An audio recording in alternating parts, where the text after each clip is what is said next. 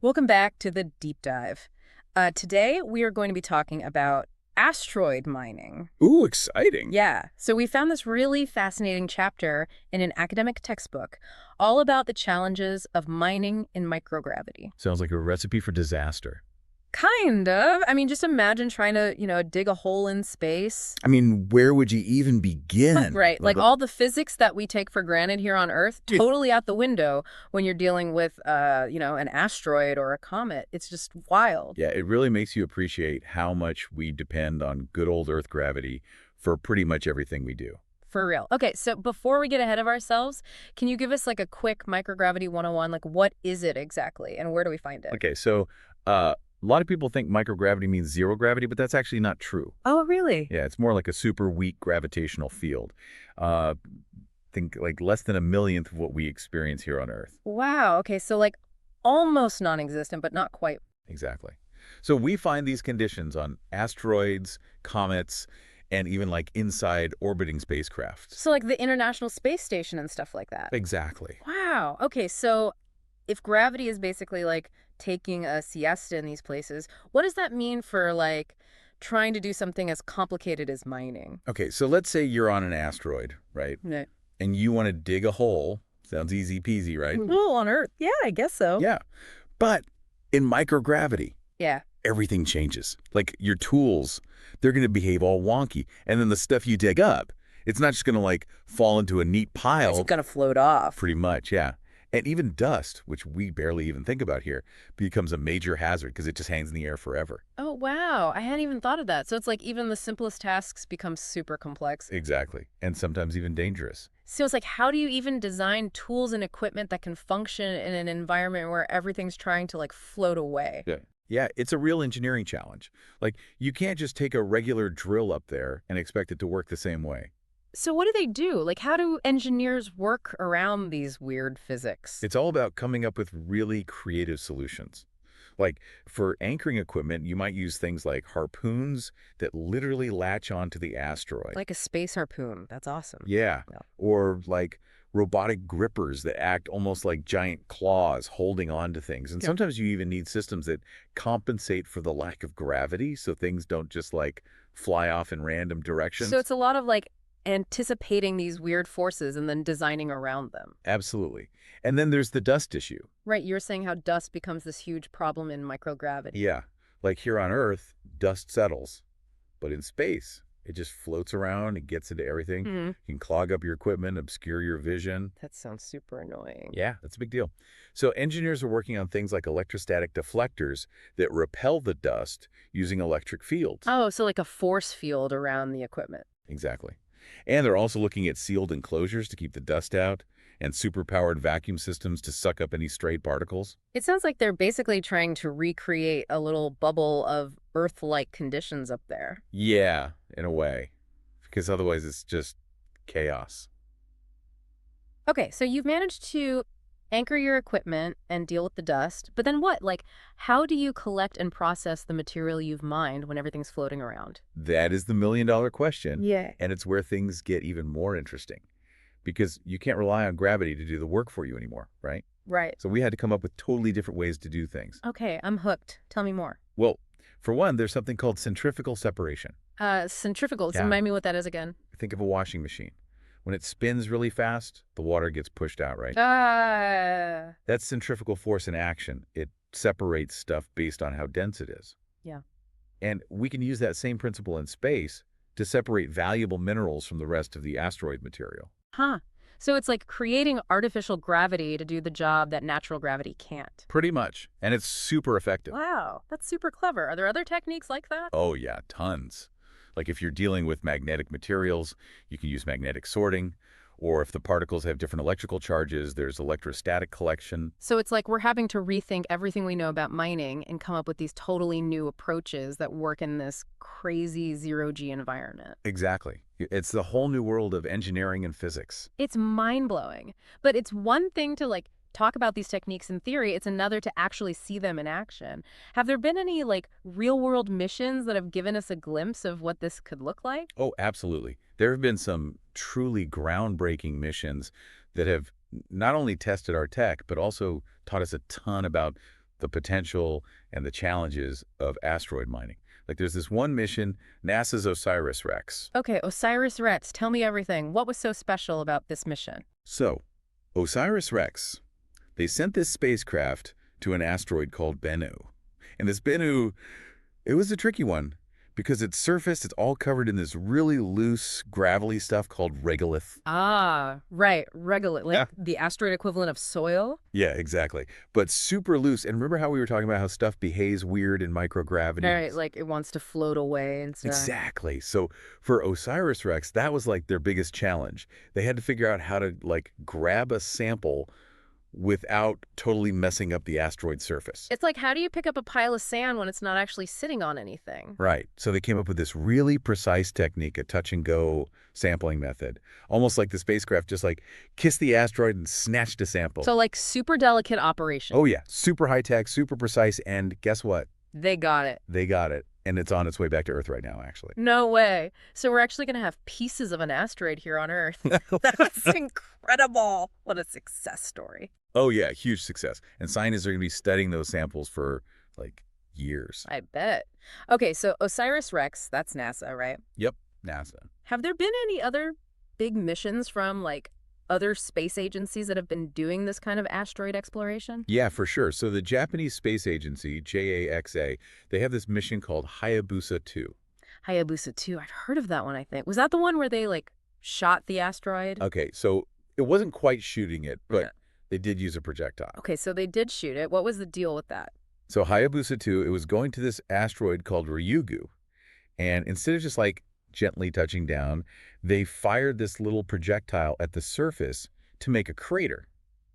Wow. Okay, why? Because by making a crater, they could get to material that was buried deeper down, like under the surface. Ah, I see. So it's like if you just scoop up stuff from the top, you're only getting part of the story. Ooh, exactly. You want to know what's down there beneath the surface.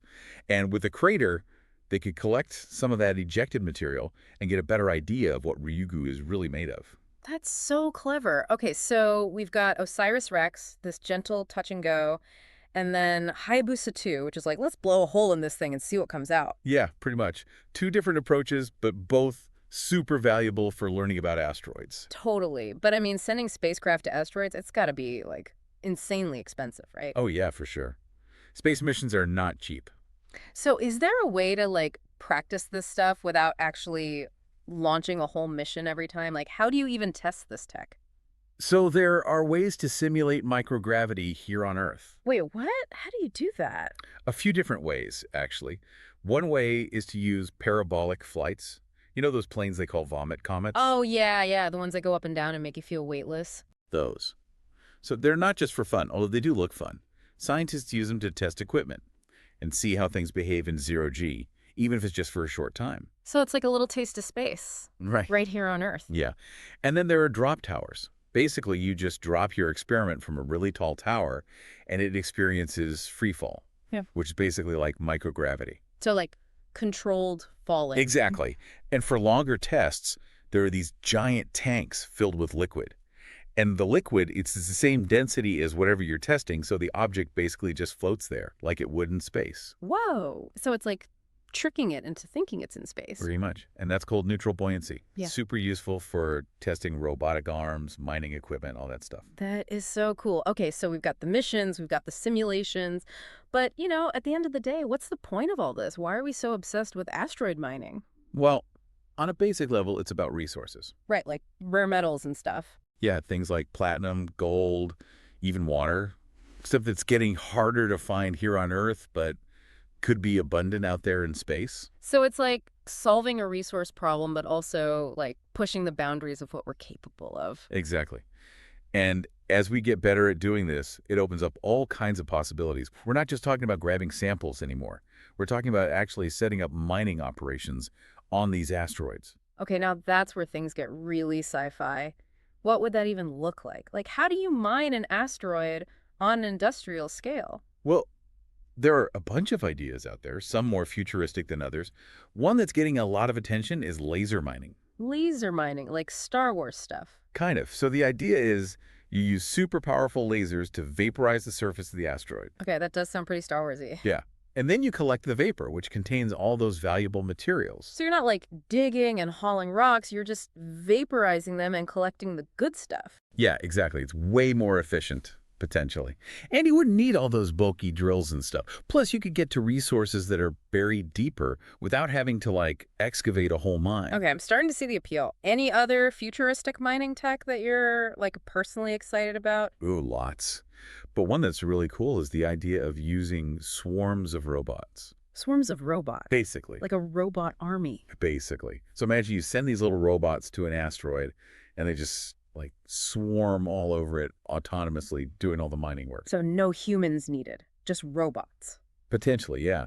These robots would be super smart, equipped with AI, so they could adapt to the environment and make decisions on their own. That's amazing, but also kind of scary, right? Like a whole army of robots running loose in space. I mean, it's definitely something we'd have to think carefully about, but the potential is there. And then there's the idea of modular systems, like building blocks for your asteroid mine. So you could just like snap together different modules for different tasks. Exactly. Like modules for digging, for processing, even for like living quarters, if you have humans out there supervising. Wow. It sounds like the future of asteroid mining is going to be wild, like super high tech, potentially even autonomous. But I guess with any new technology, there are always ethical questions, right? Oh, yeah, absolutely. Like, who owns these asteroids? What are the environmental impacts of mining them? These are big questions that we need to be thinking about now. For sure.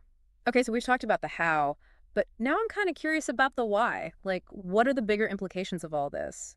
Why should we as a society care about asteroid mining? Well, on the one hand, it's about solving some pretty major problems here on Earth, like resource scarcity. Yeah, resource scarcity, that's a big one. I mean, we're constantly using up the Earth's resources, and it's not like they're being replenished. Exactly. And some of these materials, they're crucial for all sorts of tech, like smartphones, solar panels, even medical equipment. So it's not just about, like, having more stuff. It's about making sure we have the materials we need to keep advancing as a society. Right. And who knows, maybe someday we'll even be able to use resources from asteroids to help build space habitats or fuel deep space missions.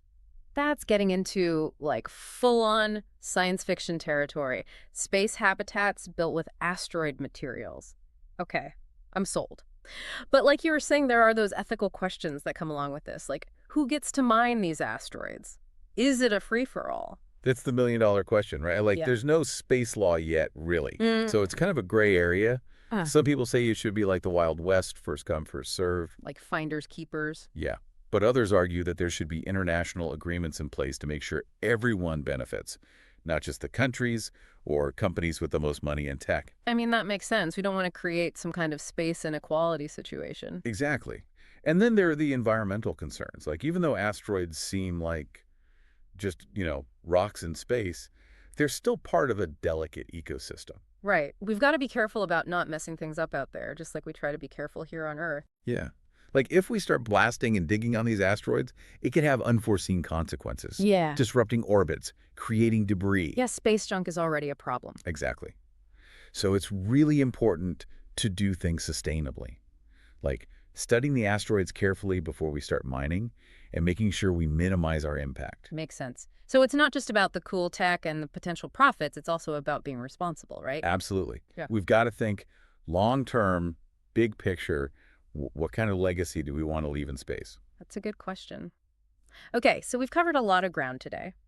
From the basic physics of microgravity to the mind-blowing tech being developed to the big ethical questions we need to be wrestling with. Any final thoughts you want to leave our listeners with?